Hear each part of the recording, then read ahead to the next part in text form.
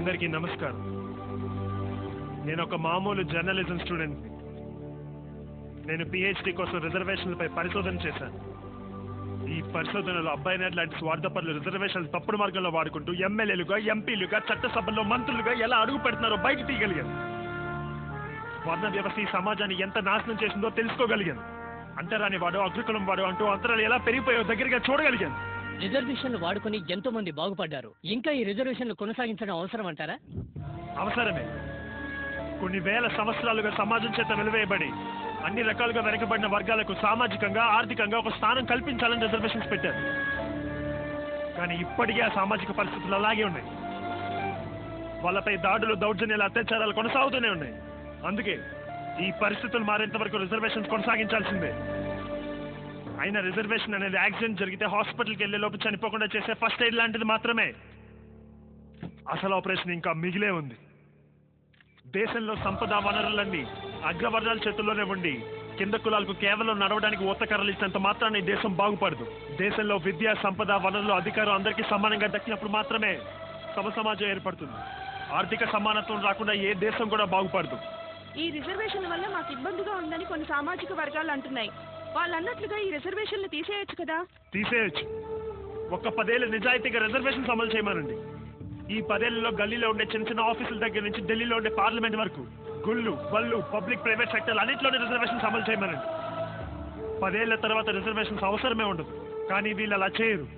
అలా చేస్తే పీడిత కులాలు బలపడి పాలకులు అవుతారని వాళ్ళ భయం. సార్, అధికారం అనేది ఎవరైనా తీసుకొచ్చి చేతుల్లో పెడతారా? మెజారిటీ ప్రజలు వీళ్ళే అయినప్పుడు అందరూ ఏకమయ్యి అధికారంలోకి రావచ్చు కదండి. నిజమే. ప్రతి నియోజకవర్గంలోని బీసీ, ఎస్సీ, ఎస్టీ, మైనారిటీల మెజారిటీ. నిజానికి వీళ్ళందరూ కలిస్తే వాళ్ళు గాలికి కొట్టుకుపోతారు. అందుకే వీళ్ళు కలవనివ్వకుండా ఎప్పటికప్పుడు వీళ్ళ మధ్య చిచ్చు పెడుతూనే ఉన్నారు. వాళ్ళ నిస్సాయతను ఆసరాగా తీసుకుని డబ్బు, దౌర్జన్యంతో ఒక బీసీ పైకి మరో బీసీని, ఒక ఎస్సీ పైకి మరో ఎస్సీని ఎగదోసి వాళ్ళే కొట్టి చర్చలా చేస్తున్నారు. అలా మెజారిటీలో ఉన్న కులాల ఓట్లను చీల్చి కేవలం 15% ఉన్న ఆధిపత్య కులాల అధికారంలోకి వస్తున్నాయి. వంశ పారంపర్య ఆస్తి హక్కు, కులమే మన దేశానికి పట్టిన రోగాలు. ఆస్తి హక్కు పోకుండా సమానత్వం రాదు. అధికారంలో ఉన్న ఆధిపత్య కులాలు తమ కులాన్ని, దాంతో వచ్చే ఆస్తి అంతస్తుల్ని కాపాడుకుంటాయి. అందుకే బాబాసాహెబ్ ముందు కులాన్ని నిర్మూలించమన్నారు. ఈ దేశంలో కొన్ని వేల సంవత్సరాలుగా స్త్రీలకు కనీస హక్కుల్ని నిరాకరించారు. అలాంటి స్త్రీలకు పురుషులతో సమానంగా ఓటు హక్కు, విద్య హక్కు కల్పించారు అంబేద్కర్.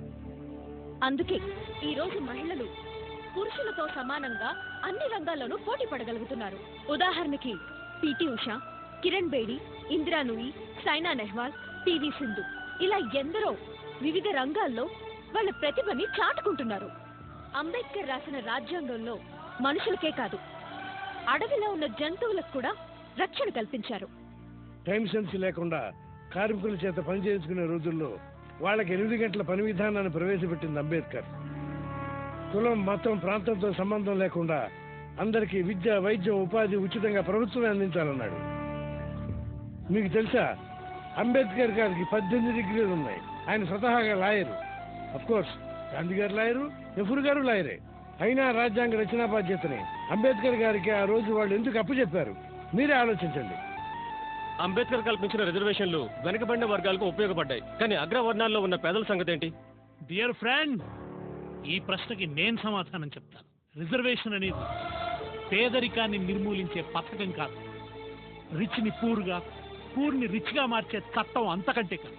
రిజర్వేషన్కి ఆర్థిక కోణంతో పాటు సామాజిక కోణం కూడా ఉంది. రిజర్వేషన్ అనేది కుల నిర్మూలన కోసం. కొందరు అపోహపడుతున్నట్టు అగ్రవర్ణాల్లో పేదలుండటానికి రిజర్వేషన్ కారణం కాదు. అగ్రవర్ణాల్లో ప్రతిభావంతులుంటే వాళ్ళకు అవకాశాలు కల్పించాల్సిన బాధ్యత ప్రభుత్వాన్ని.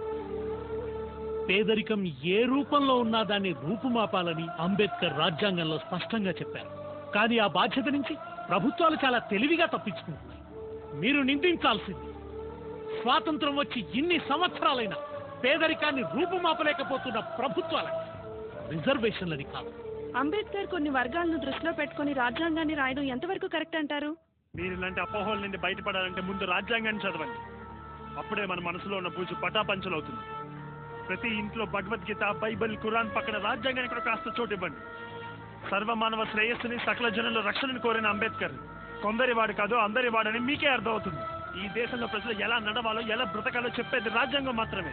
ప్రతిరోజు గంటలు గంటలు రాశి ఫలాలు వాస్తు శాస్త్రాల గురించి చూపించే మీ మీడియా వాళ్ళు రోజులో కనీసం ఒక అరగంటైన రాజ్యాంగం గురించి చెప్పే ప్రయత్నం చేయండి. ఈ దేశానికి దేశ ప్రజలకి చాలా మేలు చేసిన వాళ్ళు అవుతారు. విమర్శించే వాళ్ళు ఎప్పుడు విమర్శిస్తూనే ఉంటారు. మనది ప్రపంచంలోనే గొప్ప ప్రజాస్వామ్య దేశం. మన దేశ సంస్కృతిని సాంప్రదాయాల్ని విదేశీయులు కూడా అనుసరిస్తున్నారు. మరి దీనికి ఏమంటారు? ఈ దేశంలో ప్రతి మనిషికి ఒక కులం ఉంది, కానీ మానవత్వం కోసం వెతకాలి. ఈ దేశంలో ప్రతి రాష్ట్రానికి ఒక ప్రభుత్వం ఉంది, కానీ ప్రజాస్వామ్యం కోసం వెతకాలి. ఈ దేశంలో ప్రతి ఇంటికి ఒక స్త్రీ ఉంది, కానీ స్త్రీ రక్షణ కోసం వెతకాలి. ఈ దేశంలో 70 ఏళ్ల స్వేచ్ఛ స్వాతంత్రాలు ఉన్నాయి, కానీ కనీస మానవ హక్కుల కోసం వెతకాలి. అందుకే అంబేద్కర్ చెప్పాడు, ఓ నా భారతదేశ ప్రజలారా, కులం పునాదుల మీద ఒక జాతిని గాని నీతిని గాని నిర్మించలేరని. అందుకే మళ్ళీ చెప్తున్నాను, రాజ్యాంగాన్ని చదవండి.